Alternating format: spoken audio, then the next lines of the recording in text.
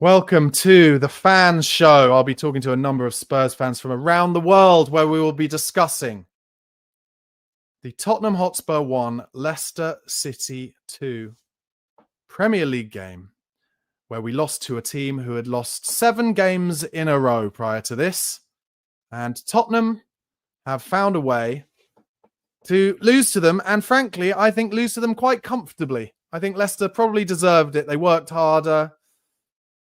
Spurs were shit. It's as simple as that. And I'll be talking to fans about it. First of all, I'm going to go to Blake in Australia, who's probably been up all night watching that shit. Blake, how did that seem from where you were watching? Barnaby, thanks for having me. Obviously, 2:45 in the morning here in Australia. I get up week in, week out to watch this team. Initially, when Ange came in, there was much excitement in Australia. I know you were saying in your post-match review that, Australian fans are really excited for him to make this work. And I was there, but over the last fortnight, 3-4 weeks, month, it hasn't been there. It has not been there. The performances are really dropping off. It's getting harder to get up this time. I bet. Every time. And the players just look on their feet.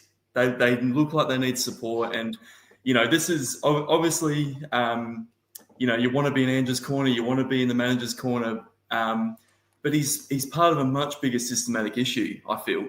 And yes, the performance today was not good enough. But players are running on empty, and he's not giving the support. As you said, there's 8 days left in the window. Yeah. Are we going to get bodies through the door? I don't think so. I just don't think that's how this chairman works. If he can pinch a penny, then he will. That's just how it feels from the outside looking in. And a dismal performance today. Just so many individual errors, start to finish. And it, as you said, appalling. Really, really poor. I've never seen a midfield that is so open so regularly for an opposition team to just ghost through. And that second goal was almost like the perfect example of everything that unfortunately is wrong with Ange's team. And yeah, listen, I agree with everything you're saying about them being dead on their feet. They're all running on empty. It's all true. It is all true. But still, there is no excuse why structurally teams should be able to go through the center of midfield like that. Play a double pivot. Play Bissouma there. And if it's not Bissouma, then play some academy kid. I'm sorry. Play a body there. Because it's all well and good, Ange, I think trying to make another statement to the board by only having 8 men on the bench, right? But you've got academy players there, so you're cutting off your nose to spite your face. And that is, I'm afraid, where, again, another reason I think Ange is got himself in problems, and why, even though I would still say, there's I don't think there's even a groundswell to say Ange has to go because they all hate Levy so much. But Ange doesn't help himself. And I think, therefore, It's got to the point now where if Ange does get sacked tonight, and it might happen, then I don't think there'll be many people saying he didn't deserve that. No, I totally agree. And it's so funny because my notes up until halftime, 1-0, I thought, we're going okay here. We're actually managing the game pretty well. Going into injury time, we were kind of happy to sit back. And, that was that pragmatism that we're all asking for, right? It was Ange adapting a little bit. Not so much formation-wise, but definitely just trying to sit back and hold possession and just hold out till half-time. Came out at half-time, and those notes were out the window. It was just giving up the ball. It was open as, end-to-end, and letting a really, really poor side in the relegation zone we made them look first class. Exactly the same as Everton last week as well. We went away to them, and we made them look amazing. It's a much bigger issue than what's in front of us, really. Great, good on Daniel bringing in a keeper at the first day of January or whenever it was. But then there's been absolute radio silence since. They've lost their top target because I'm assuming it would be due to wages or the fact that they can't afford him, or he got a better deal wanting to play Champions League in Juve. With Juve, it's nobody wants to come to us at the moment because we are sleepwalking into a relegation battle essentially now. Yeah. I've actually never. I can't think of another club of our size. And yes, let's give credit to Levy where it's due. We are this size club now because he built us a huge stadium. Fine, but I can't think of a club this size who have been so close to this relegation battle now that Spurs are sleepwalking into, as Tottenham. And I just want to ask you this because I said it, I think, at the end of my post-match reaction. But Levy is in such a bind. Like, you know, you sack Ange, but who can he bring in? Or, you know. I just want to ask you, like, is there a correct answer for Levy? Like, I don't know if there even is. I don't think so, because he's put himself in this position now for such a long time. And you were totally spot on. I was absolutely devastated when Poch got the sack all those years ago. I think I would say 90% of fans were going, oh, what is going on here? Okay, they had Jose Mourinho lined up. Fantastic. You know, that's a really, really good thing. But I didn't think the results were that bad at the time. And now it's like, you know, we're sitting in 14th. It was early in the season. You know, obviously Nuno was there's just been so many issues. And I think what the most frustrating thing for me as a fan, right, is every manager aside from Poch before he got to Spurs has had some form of success. Where you know, you can look at the level all you want. But it was Conte, it was Mourinho. You know, Nuno got Wolves promoted. You know, you count that as success, I suppose. But I think he's put himself in a bind here because there's just been so many managers over so many years under his tenure, and it's wearing thin with people because they go, oh, 18 months has passed. Oh no, the results aren't there. Let's just get rid of the next one, bring someone else in, and he really has put himself in a bind now. I think he's even. Sorry to interrupt, Blake, but I think I think he's put himself in a bind in every single part of his ownership of this club, because even with, you know, everybody talks about how ENIC are an investment group, so they never came in to Spurs with the idea that they were going to invest their own money. They came in with the idea that they can, you know, spend money on the team that is made by the club, and they've made the club bigger, so the club has more revenue, etc., etc. But now it's got to the point with Spurs, I think, where the club are worth so much that I don't think anyone's even going to buy the club. So I don't really see where it goes for ENIC even. Oh, and the truth of the matter is, the moment that Daniel decided to sell up on Harry Kane, admittedly, he probably wanted to go, right? He wanted a new challenge. Yeah. But that is ripping the heart out of the team. And he's trying to replace it with these, like, you know, Timu pieces. It's like you just like you're selling him for 110 million or whatever it was, whatever the fee was around that mark, and you're replacing him with cheaper pieces, trying to make it work, or going with youth. I think Archie Gray and Lucas Bergvall were brilliant today, and yes, they're great for long term, but for short term, we're in strife. We need help. We need players through the door, and I fear that it's not going to happen. The 8 days are going to wind down. We're going to be in the same predicament. We're going to have the same injury problems again. You know, does Romero and Van de Ven even coming in, does that actually change anything at this stage? No, it doesn't. Because we're so bad in so many different areas of the pitch. I don't think it does. The only thing that I think Levy could do is like break the transfer record of the club or something. But I really don't think anyone's going to come. Like. Even if they're willing to do that, which they're clearly not willing to do that, I don't think anyone's going to come anyway. Listen, Blake, thank you so much, honestly, for staying up so late, and I hope you're able to get some sleep, and let's hopefully talk after a better result sometime. Sounds great. Thanks so much for having me, Barnaby. Cheers, mate. Cheers. Okay. Next up, one of our regulars, Steve in the Czech Republic. Steve. You know, since we started talking to each other after these games, it's been a pretty bad run overall. Is that the new Nadir, though? Is that the new Nadir? I think so, yeah. I mean, I nearly didn't want to come on. I didn't really want to come on, obviously, but yeah, it was just abysmal performance from the get-go. Although we scored a goal, it was just I noticed that Sarr's first 3 touches of the ball, he just gave it away. I mean, He's not the only one, but I thought, oh, this is not looking good. And then he didn't play. He didn't play in the week, so he's not tired. No, exactly. I don't know what's the matter with him. I don't, unless you know something about Richarlison. Was it just the fact it's game time and it was needed to take him off? But I didn't see the logic of not putting Lancashire on for him as a target man, because a couple of times the ball did actually get into the box and nobody was on the end of it later on in the game. Yeah. And then he brings on Will Lancashire so late. A lot of people were texting me and saying, you know, what's with that? Why has he taken Richarlison off? And while he hasn't, he just used a straight swap with Lancashire. For me, I think the taking Richarlison off is because Richarlison is now top of the list of the players we cannot afford to get injured again. Yeah, that's a possibility, but you know, we need to finish the games. I mean, we were abysmal, but on the other hand, we did have a couple of bits of extreme bad luck with the strike from Sonny, which hit the bar, or more like a dink shot in the first half, I think it was, and then the free kick, I think it was from Porro, that just grazed Vardy's head and hit the bar. We're clutching at straws, though, aren't we, mate? Hey?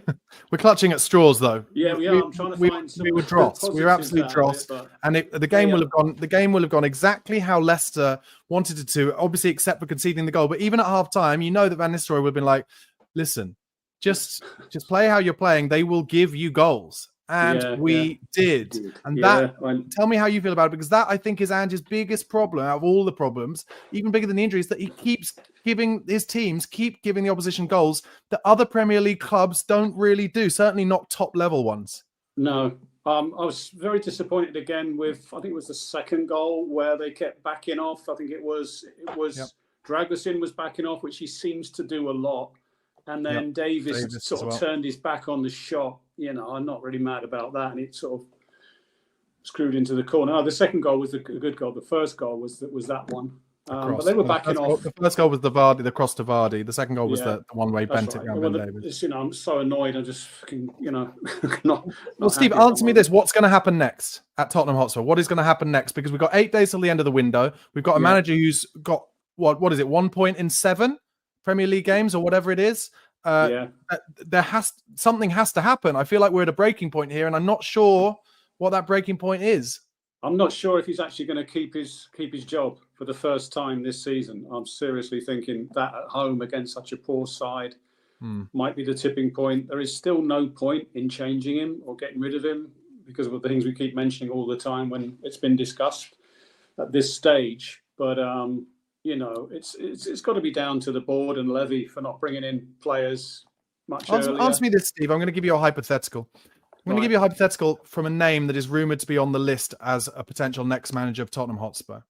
Mm-hmm. If Daniel Levy goes to Brentford and says, we will give you £25 million for your manager now, right? And let's say hypothetically, Brentford, you know, Thomas Frank says to them, I'd like to go, and I'm not suggesting he would, but let's say. Thomas Frank has shown in his time as Brentford manager that he has changed things on the pitch based on the kinds of players that he has available. He has changed the style of play based on whether he's a championship club who have the best resources or a Premier League club who start with the worst resources. So he went more direct when he started at Brentford and then tries to play better football. If that was an option, would that be an option that as a Spurs fan, you would be interested in? Yeah, I would be, to be honest. I probably would be, yeah. But the thing is, if he's still got the same players as Ange has got to use at the moment, I don't think he's going to do any better in the future, possibly. You know, but might he put two players in central midfield who are willing to just kind of sit in front of the back four and say, you're not going to have two ridiculous goals here? Yeah, it's quite well. It's definitely possible. You know, he's a very good tactician. See, they won again today away at Palace. Yeah. There was so many individual poor performances. I know they're tired, but I mean, cross the bloody ball. I didn't understand Porro's 2 shots, one in the first half, one in the second half. There's people waiting in the 6-yard box. I mean, come on. Why is he doing that? Yeah. You know, and then, it would have sort of made things a little bit better. It would have been at least a draw if we'd got a second goal. But I don't understand that. So if you were going to put, Steve, before I let you go, if you were going to put a percentage chance on Ange still being the manager on Thursday night, what would you say? About 15% chance, I reckon. Okay, so you think it's happening? I'm not saying I want it to.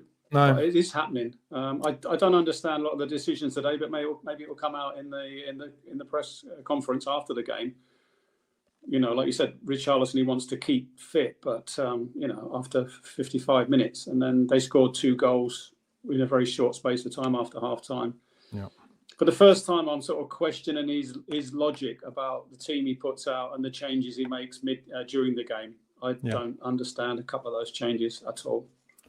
Listen, Steve, thanks again. Thanks so much for talking to us. Barnaby. Really appreciate you being a part of the show. For you as yeah, well. So let's speak after a better result, hopefully. Hopefully, yeah. Right, Fingers crossed. All right. Cheers, man. Bye.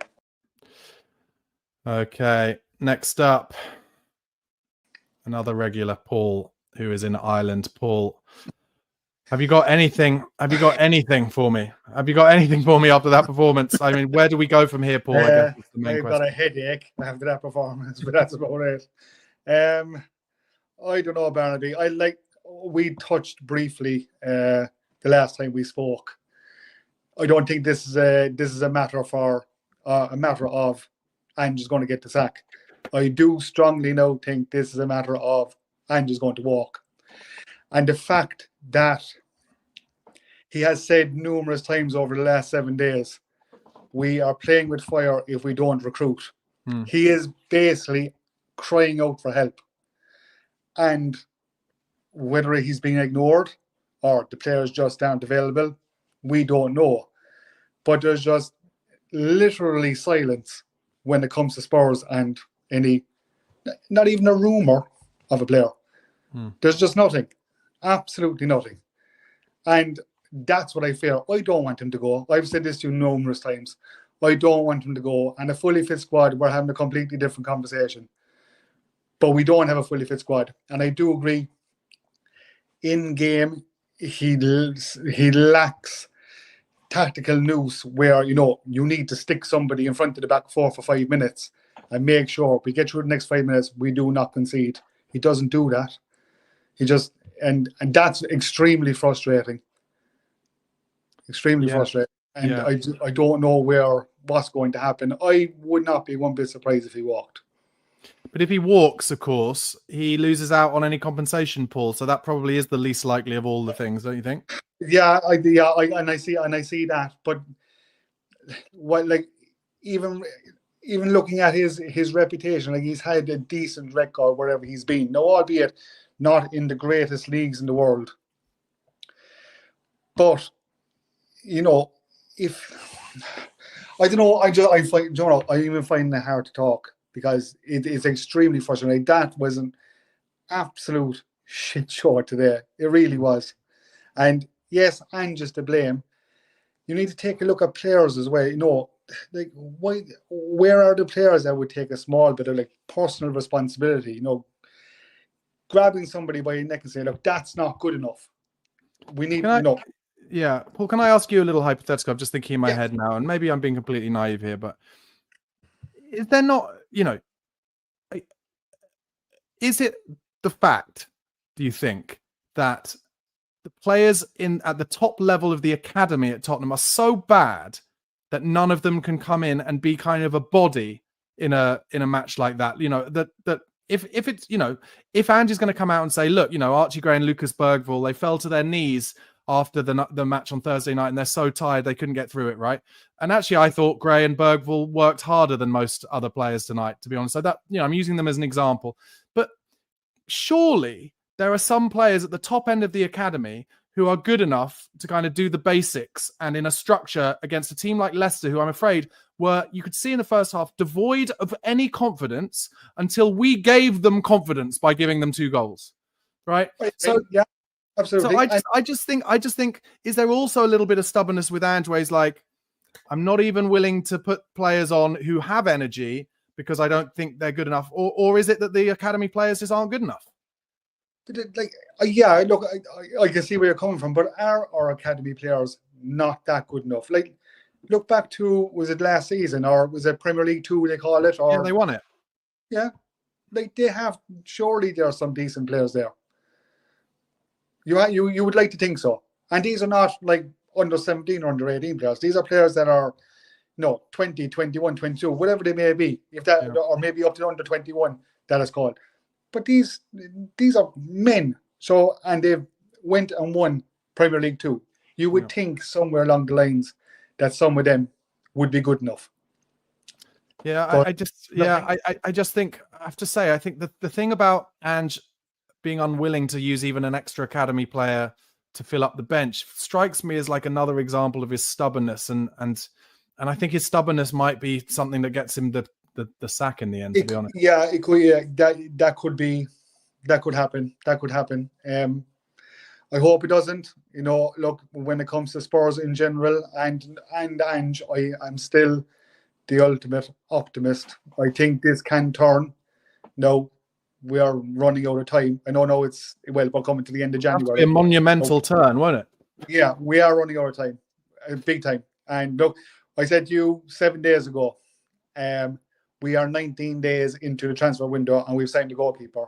7 days later, we're now 26 days into the transfer window and we've still only signed a goalkeeper. Paul, if they don't want to come, if the players don't want to come, because they look at that and they're like, they're 15th in the league and they've won nothing in 7 games and they've just lost to a team who've lost 7 matches in a row.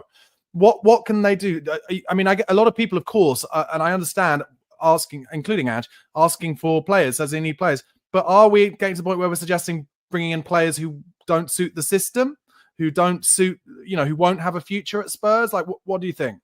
Yeah, and that's it. And again, Ange has touched on that going back to the summer. And even when he came first, he only wants players that are going to buy into his philosophy. Mm-hmm. So if those players aren't available now, then they're not going to come. They're not just going to sign players just for the sake of it. Yeah, and also players' agents right now are going to be going, don't sign to their clients. Don't sign for Spurs because their manager's about to get sacked. And then he might like you, but the next guy won't. And I think a bigger issue that we are missing. What about the players that we actually do have? We're looking at Romero and Van de Ven are out injured at the moment. Fantastic players when they are fit. But what are they on the sidelines thinking? This is not great. No, come the summer, I don't fancy another season of this. Well, actually, do you know what I was going to say? And just before I let you go, Paul, that's an interesting thing as well, because I think another way that Levy is in a bind is, do you remember about 2 months ago, a leak came out from Romero or his agent saying, I love the manager, and if he left, I would want to leave too. Yeah. So, and he hasn't played a game since. So I don't think he's down tools. I don't think he's changed his opinion on Ange probably. No, I don't think so. No, and look, I do. I'd like to think that the vast majority of the players are behind Ange. We are just in a serious bind at the moment. We need to find a way to dig ourselves out. And I know it's not going to happen players-wise. Just very quickly before I go, being a footballer, like taking responsibility for yourself and others around you. It just reminds me once, a long time ago, just before the 2002 World Cup, Republic of Ireland played France in Paris. I can't remember whether it was a playoff or not, but that night Giovanni Trapattoni was in charge of the Republic at the time. Yeah, and all 11 players on the pitch, in order to try and get some sort of result from France, they went rogue. They did exactly the opposite of what Trapattoni told them to do, and they almost got over there with a win.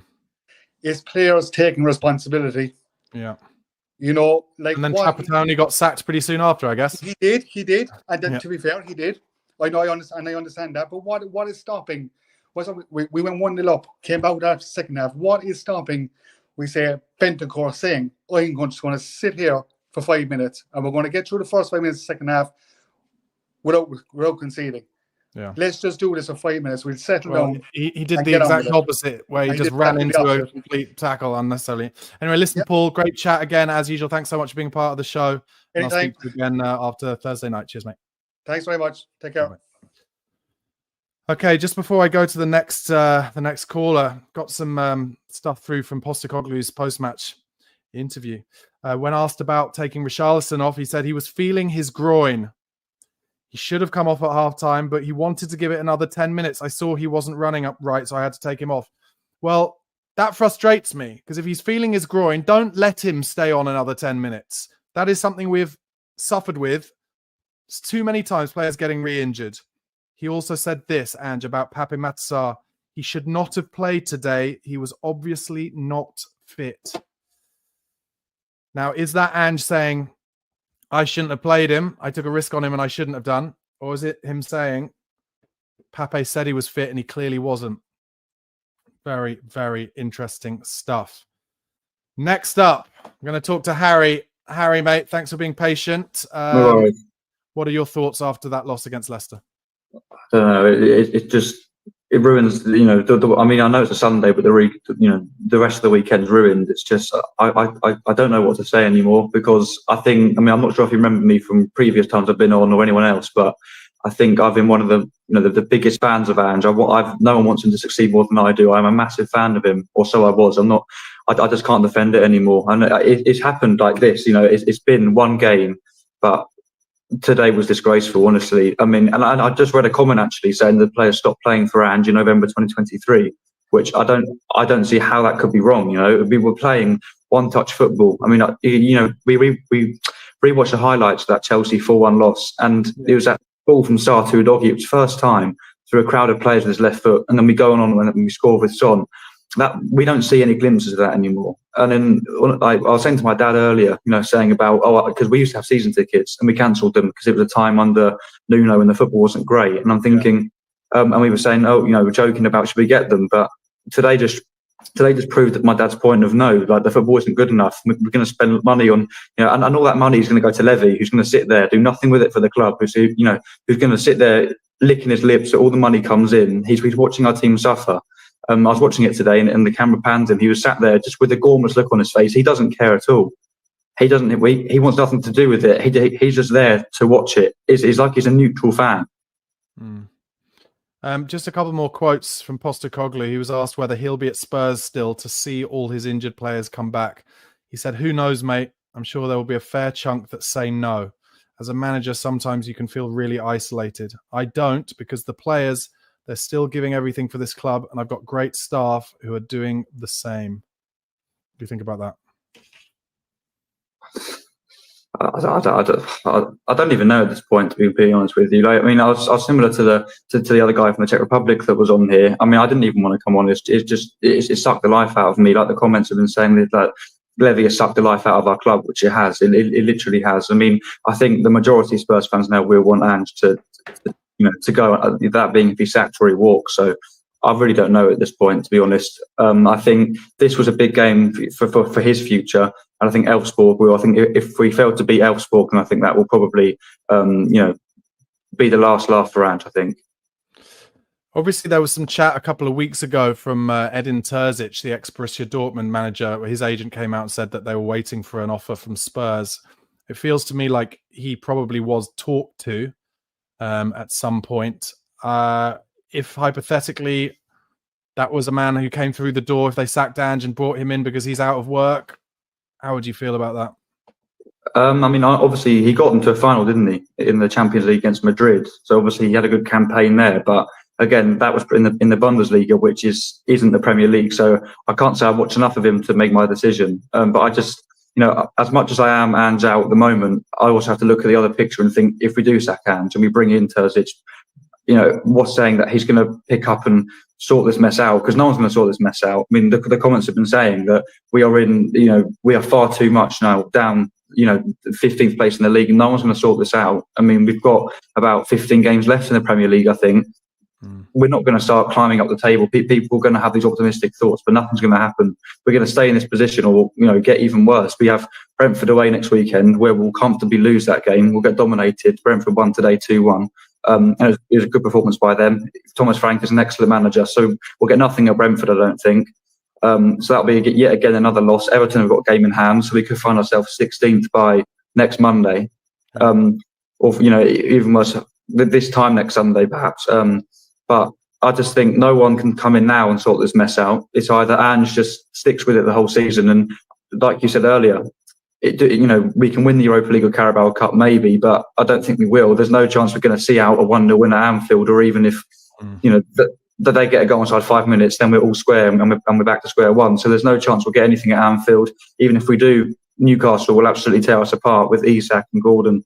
Europa League, we've already proved that we went to Galatasaray, were absolutely outplayed. So we can meet them, or even people hard like Lazio or Anderlecht or someone like that. We have absolutely no chance in those competitions either.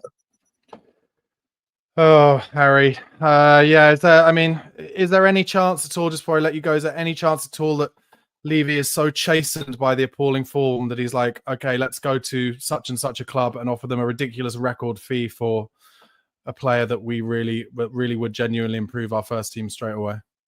I can't see him doing that, because for years we've been saying, I think it was years ago we were linked to Dybala, who everyone was going nuts about, and it never happened because he didn't want to put his hand into his pocket. We're not going to get Eze because Palace will demand 60, 70 million. Instead he'll go for someone, some unheard of teenager in the Championship who's, really promising, is going to sort everything out. It's not going to happen. I think I was reading a comment actually again before, they're saying bring back Solomon. Well, he's a winger. He takes on his man.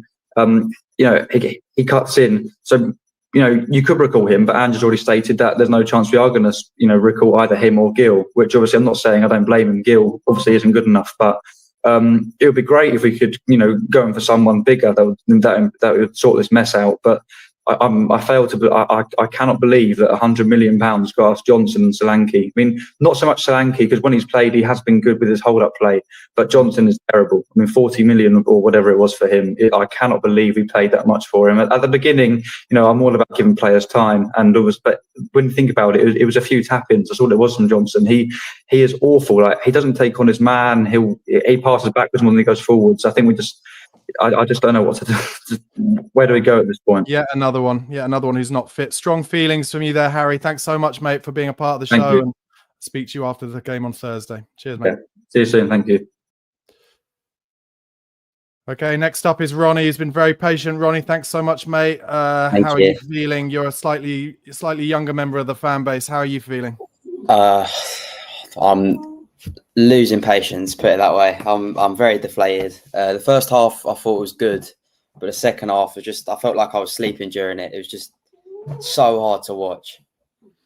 What do you think? What's going to happen next, Ronnie? Like, what is going to happen next at this club? Because there seems to me like I felt strongly after the Everton game. I thought Ange might go then, because it looked to me like the players stopped working for him in that first half. And then after kind of a day or two of noise, it kind of calmed down. And then, he got to the next game and we snuck a win. Do you think it's going to be similar? Will there be a bit of noise tonight and in the morning? And then if he doesn't get sacked, he'll stay? What do you think the situation will be? I think we'll keep him. I think it's not. I've never thought really it was a massive Ange problem. It's a Levy problem in my opinion. But I think we'll get past Elfsborg and it'll be a similar thing with Brentford, and we'll have this cycle for a couple of weeks. What makes you think we'll beat Elfsborg after watching that today? I will. After today, obviously, you're going to think that we can't go past them. But Elfsborg they're not a big side. They're not like if it was like Hoffenheim again, I'd be maybe saying something different, because that was a poor performance. But Elfsborg aren't anything. I don't think, in my opinion, anything to worry about. But I'll eat my own words probably on Thursday. Yeah, my worry with Elfsborg is that they're not actually in their season at the moment. It's usually you'd say, okay, so they won't be ready, but actually they'll just be so fit and fresh. And once again, we'll have 11 players on the pitch who have played every 3 days for the last 2 months. Where are you at with the Ange in, Ange out? Well, last week I was a bit optimistic. I was more Ange in, but I think he's more like, I don't think he'll get sacked. I think he's more likely to walk than he is to actually get sacked. Who's the replacement? I can't see who the replacement would be. Like manager like Iraola, why would he want to come to us? Why? What's the point? I mean, if you can strangle like a Marseille for De Zerbi, I'd be happy. Honestly, I don't have an answer for a manager. There's no way De Zerbi's coming from Marseille. There's absolutely no chance. Yeah, I agree. But I've not got a name. Honestly, there isn't one. Therein lies the problem, right? That's why I think Levy's in such a bind. He's like, he can't sack him, he can't keep him, and he's not going to spend the money that would give us some energy, like some proper energy, as in genuinely improve the first team right now. So it really feels like there's a massive breaking point coming, but I cannot tell what it is. Might it be? Listen, you're too young, and I'm a bit too young for this, but we got relegated in 1978. Yeah. And people think, when they think of that, they think, oh, but, that was years ago, right? But that was 17 years after we'd won the double. Okay. And now we are, 70 years or 60 years after we won the double. So it's more likely we could get relegated now than it was then almost. And I know it seems mad, but we just lost at home to Leicester, who are one of the three teams that everyone says, oh, they're 3 teams worse than us. Yeah, it's crazy. It's ridiculous. I just think for me, you know, almost like the fan base as well, myself included, maybe we're all sleepwalking into a situation where we think we couldn't get relegated, but actually we could, because the big thing for me is I don't know what makes us believe that even when we get these players back, they're not just going to get re-injured again like they have every other time. I do feel like it was a physio problem though, because they've literally got sacked straight away as soon as the whole injury problem happened, and then because it was happening last season as well. Listen, it's an Ange Postecoglou problem. It's because of the way that he insists that we play and that we train. Yeah, it's definitely an over intensity in training as well, because the amount of hamstrings, and when hamstrings go, it's a sign that it's a training problem. But the amount of injuries this is it's a complete anomaly, I think, because 4 or 5, fine, that is still an Ange problem. But having 14, 15 out is ridiculous. I think that is overextensive, and it's a sign for me where it's players coming back too early from injuries. It's like against Chelsea, Romero van der Ven, you could tell within 5 minutes they were not ready to play, and they just got injured again and were out for weeks. Yeah, but in that tweet I just read out from Ange's interview today, he said Richarlison said he was feeling his groin at half time. He said he wanted to give it 10 minutes, so I let him. Don't let him. Don't let these players tell you that they're fit if they're not. And I did a video on my channel last week where it was I read out an interview that the BBC did with one of his old fitness coaches who said that Ange will quite regularly take risks on players, and it doesn't work in the Premier League because they're all it's like they're so highly tuned that it can go wrong so quickly. Before I let you go, mate, and honestly, you've been a great guest. Let me know. Do you think Ange Postecoglou will still be manager for that Elfsborg game on Thursday? Yeah, I think he will. I could eat my words here, but I can't see him getting sacked. All right, for me. Listen, thanks for being a part of the show today. Hopefully, speak to you soon, mate. Appreciate it. Cheers, mate. Okay, next up is Stephen. Stephen, thanks for coming on again, mate. Tell me your thoughts. How are you feeling, Barnaby? As pissed off as I am, mate. Yeah, I mean, I've riled myself up into being upset. I was pretty apathetic during the game, but I just, like I've been saying, I feel like there's a snapping point coming. I'm just not sure exactly what it's going to be. What do you think it's going to be? Well, I mean, you said about I saw us get relegated. It was 1977 we got relegated, and we came up in 78 when we signed with Ricky. That's cool, mate. I'm old enough to remember the bad times, and these are bad times. We are in a relegation fight, but what I will say is money talks, bullshit walks. Levy has to go to Bournemouth tonight, offer them money they can't refuse, not just for their manager, but for Kluivert. Now, Kluivert will score the goals that will keep us up, because we are in a relegation battle. We will struggle to win on Thursday night, and we'll probably get beaten at Bournemouth. We've got no chance at Anfield. But if we get another manager in, I'm done with Ange now. I was hoping he was going to prove me wrong. He's not going to prove me wrong. He's been found out. He was successful in Mickey Mouse leagues. This is the Premier League. Premier League. Look what Areola did you ever say? He thrashed Nottingham Forest 5-0, supposedly one of the best defences in the country. Levy's going nowhere unless he gets 5 billion. So unless fans go and protest outside his house and get arrested, which they're not going to do, if you've got any sense about him, he's not going anywhere. We've got to get another manager, because this guy, I've said it for weeks now, even the most positive Tottenham fan I know, let's say Ricky Norwood, the most positive Tottenham fan out there. I think even maybe Ricky Norwood might want Ange out now tonight. I'm sorry, guys. Wake up and smell your fair trade coffee, you Ange supporters. He's taken us down. He hasn't got a clue. It's Ange Postecoglou. The 4-0 win at City, it was a one-off. It's not going to happen again. We are going to get relegated under this clown, and he has got to go, and he has got to go tonight. Please. The only thing that can happen out of this is he goes tonight.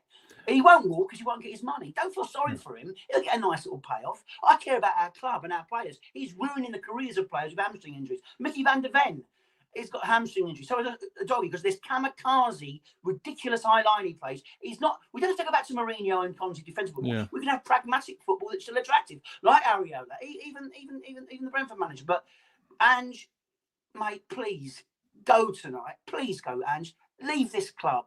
Go back to Australia. Walk some Matilda back there, because I want you gone tonight, mate. Out. Okay, Stephen, I don't think we can really better that, mate. Thank you so much for being a part of the show. Cheers, and speak to you after the game on Thursday. Spurs.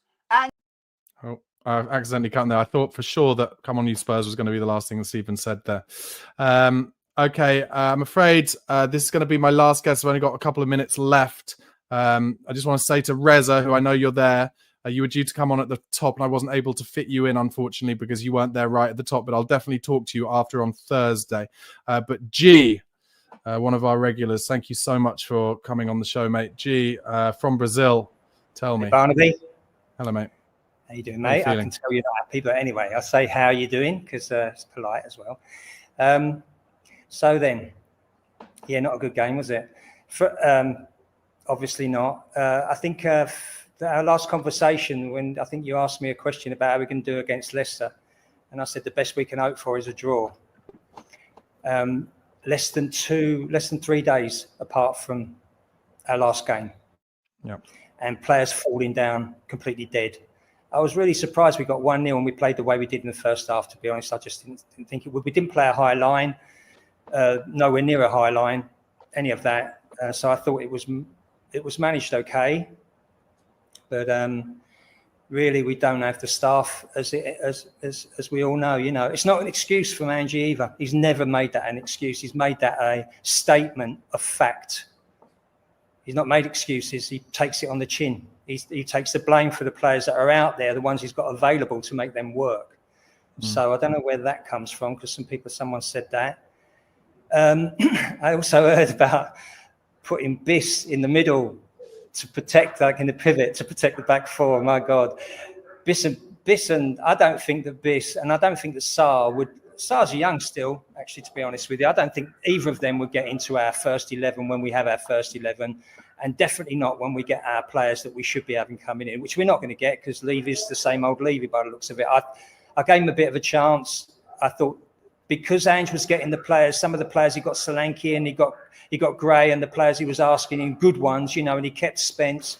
I thought things were changing. I thought, yeah, okay, we've got a hold on here, and maybe he's going to bring people in. But I'll still give him another week because it could happen. But this is what happens, you know. For the match itself, the first part of the second half, it was just like we just shot ourselves in the foot, really, giving the ball away as those players do. Again, I don't know what Ange can do about that, unless he's got some sort of tag around their neck or around their leg. Every time they give a ball away, it gives them a big electric shock or something. I don't know what else anybody could do. No manager in the world could do that. All this talk about Ange out is just pathetic, of course. It's just the way it always happens, you know. A lot of those people weren't around in the first half, funny enough. It's funny how they all appear out of nowhere.